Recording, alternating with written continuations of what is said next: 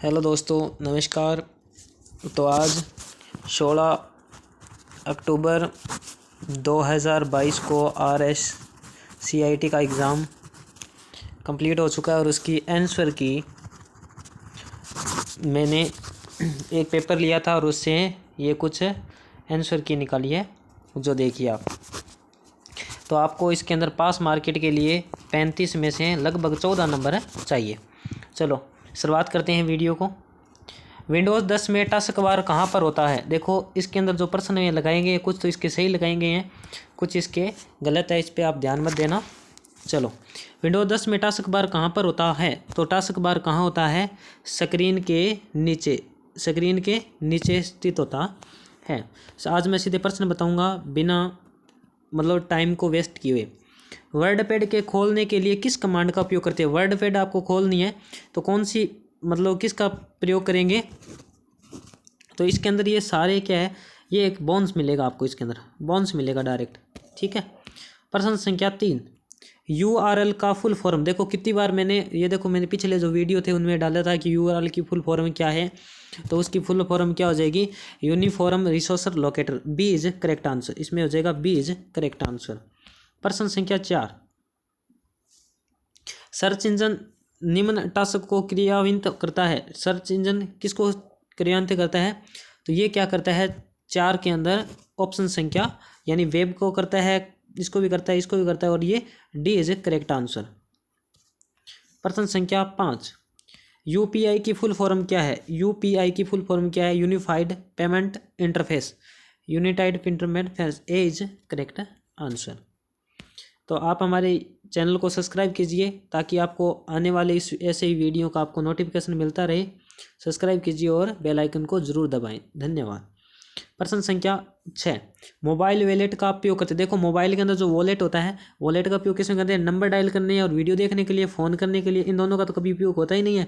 रुपये का आदान प्रदान करने के लिए इज करेक्ट आंसर, तो सी इज करेक्ट आंसर। प्रश्न संख्या 7, ई कॉमर्स में क्यूजमर C2C होता है, कस्टमर टू कस्टमर। इसका मतलब क्या होता है? ये ए इज करेक्ट आंसर, यानी www.ebay.in। ठीक है, इसमें से उपयुक्त नहीं जिसने लगा के ये सारे गलत हैं, तो इसमें ए is correct answer.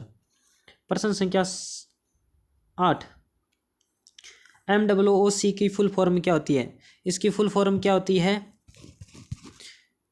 Massive open online course. ये सही है भाई, बी इज करेक्ट आंसर। प्रश्न संख्या 8, ई पब्लिक डिस्ट्रीब्यूशन सिस्टम का क्या उद्देश्य है?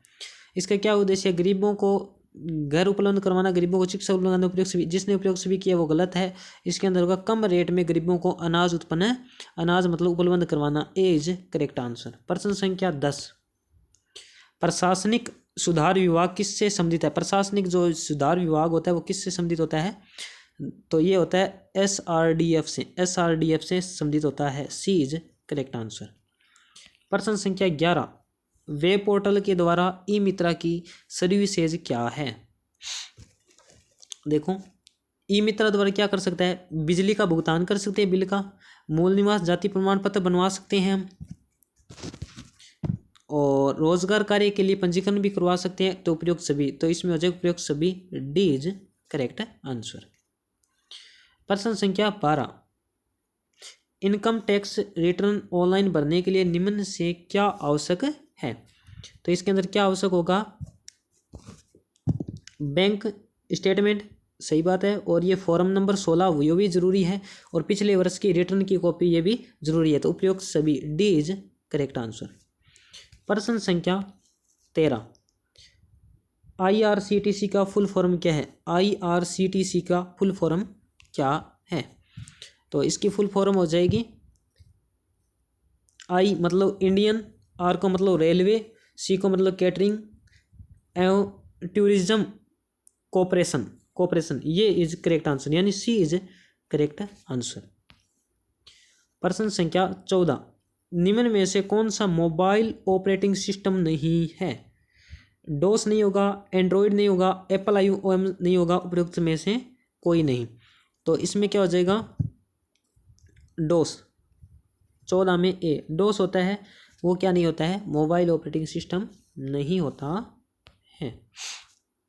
प्रश्न संख्या 15, मोबाइल में गूगल प्ले स्टोर का उपयोग किया जाता है। देखो गूगल प्ले स्टोर क्या होता है कि गेम के खेलने के लिए मोबाइल में जो मतलब गूगल प्ले स्टोर है गेम्स खेलने के लिए, तो हम प्ले स्टोर पे कभी भी गेम नहीं खेल सकते। नए एप्लीकेशन को इंस्टॉल करने के लिए, मोबाइल में डाटा सर्च के लिए डाटा सर्च कभी नहीं कर सकते। तो उपयोग सभी तो गलत हो गया, तो क्या आ जाएगा, बी इज करेक्ट आंसर। तो इसमें क्या हो जाएगा, बी इज करेक्ट आंसर। प्रश्न संख्या 16, क्विज एक्सेस टूलबार में कौन सा ऑप्शन उपलब्ध है। यानी क्विज एक्सेस टूलबार में कौन सा ऑप्शन उपलब्ध है। तो इसमें हो जाएगा कंट्रोल एस ये भी है, कंट्रोल जेड ये भी है, रीडो विंडो दोनों हैं, और ये क्या हो जाएगा, डी इज करेक्ट आंसर। तो सभी है तो डी इज करेक्ट आंसर। प्रश्न संख्या 17, फाइल का नाम अधिकतम कितने कैरेक्टर का हो सकता है।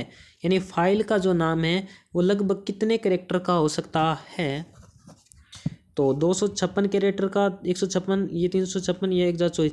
देखो जो बुक तो बता रही है यहाँ 255 का, तो यहाँ हम 255 256 मान लेते हैं, यानी इसका ए मान लेते हैं हम, मानते हैं। बाकी जो ओरिजिनल आंसर की आएगी उसका अंदर और देखा जाएगा, ठीक है। संशोधन होगा तो जरूर बता दिया जाएगा। प्रश्न संख्या 18, जब टैब को दबाते हैं तो किसे स्पेस कैरेक्टर इंसर्ट हो जाते हैं।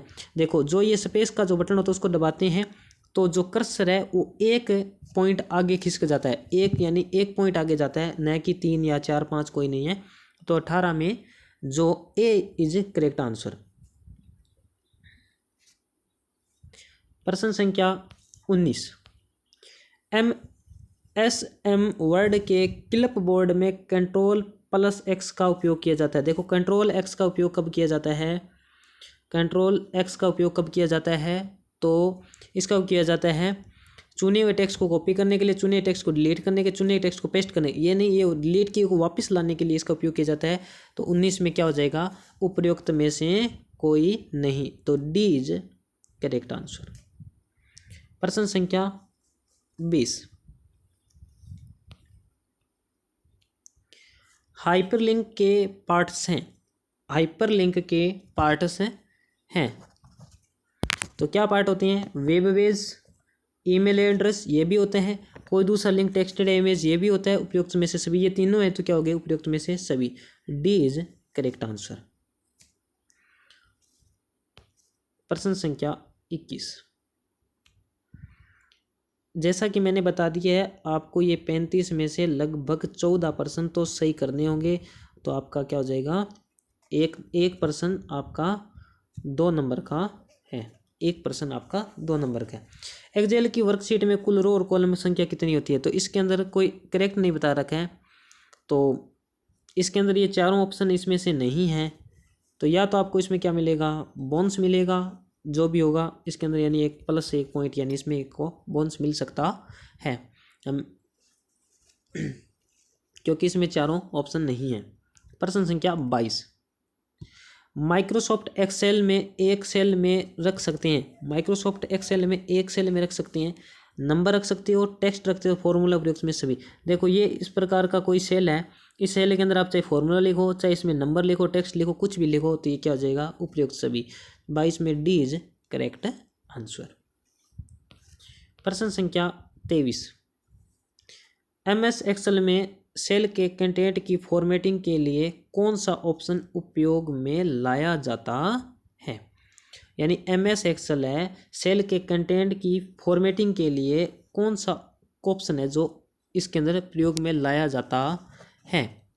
तो कौन सा लाते हैं, क्लिपबोर्ड ग्रुप, ये हो नहीं सकता, एलाइट ये नहीं होता उपयोग, तो ये नहीं है तो सारे नहीं होंगे। तो इसमें क्या हो जाएगा, बी इज करेक्ट आंसर।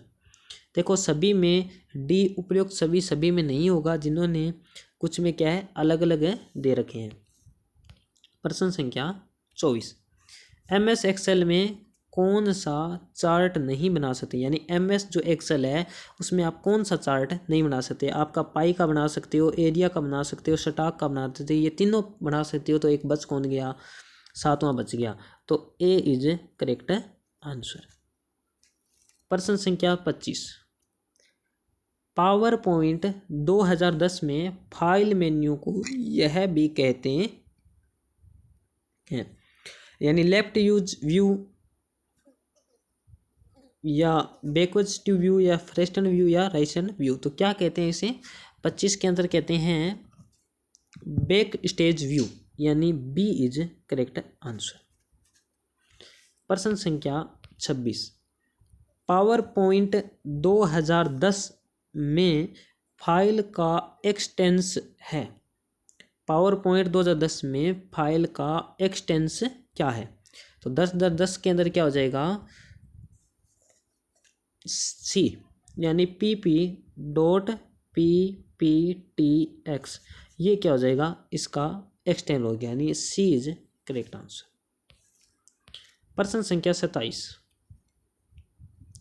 निम्न में से कौन सा साइबर ट्रेड का एक प्रकार नहीं है? अटिंग, फिशिंग, सपाई, हैकिंग। यानी ये फिशिंग भी कर सकते हैं, सपाई भी कर सकते हैं, हैकिंग भी कर सकते हैं, लेकिन हंटिंग नहीं कर सकते हो आप, यानी 27 में ए। तो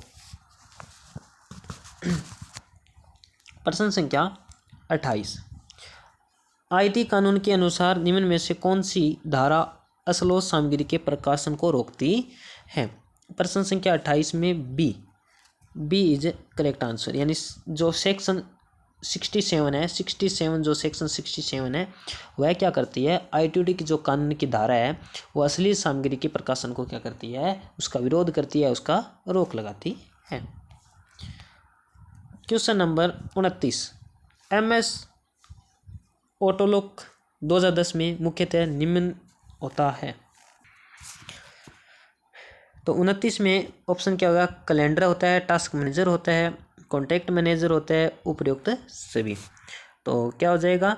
MS ऑटोलॉक्स 2010 में मुख्यतः निम्न क्या हो जाएगा? तो ये चारों हो गए तो उपयुक्त सभी हो गए, यानी तीनों हो गए तो उपयुक्त सभी आएगा। तो डी इज करेक्ट आंसर।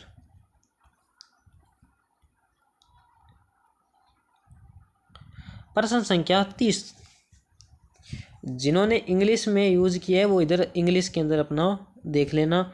इसके अंदर कुछ सीरीज अलग अलग हो सकती है, आप सिर्फ प्रश्नों का मिलान कीजिए और अपना आंसर देखिए पेपर में, क्योंकि आपको सिर्फ आंसर देखना है। यहाँ प्रश्न संख्या अलग अलग हो सकती है, जैसे सीरीज ए है, बी है, सी है, जिनकी सीरीज होगी उस सीरीज के हिसाब से प्रश्न अपने हिसाब से लगा लेना और वैसे ही आंसर की में अपने प्रश्नों के उत्तर जान लेना। क्योंकि ये जो मेरे पास में पेपर है, ये जो पता नहीं जो सीरीज़ का है, जैसे ए सीरीज़ का है, तो जो आपके पास में होगा यदि वो कोई बी सीरीज़ का होगा तो आपके अंदर ये क्या होगा? प्रश्न मैच, हाँ प्रश्न आगे पीछे हो सकते हैं, लेकिन ये जो ऑप्शन है ये सभी के अंदर क्या होंगे? सेम होंगे।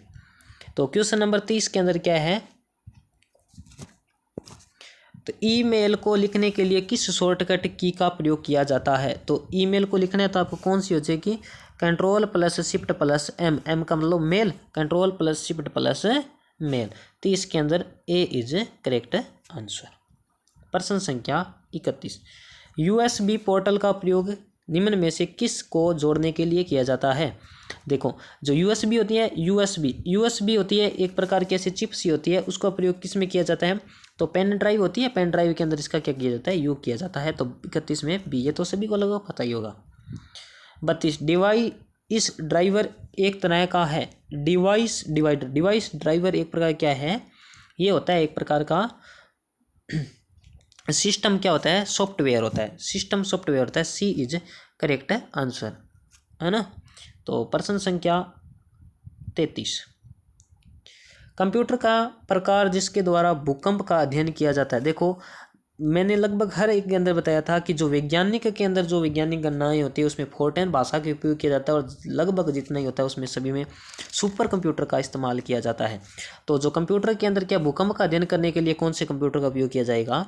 तो उसका किया जाएगा सुपर कंप्यूटर का। D is correct answer.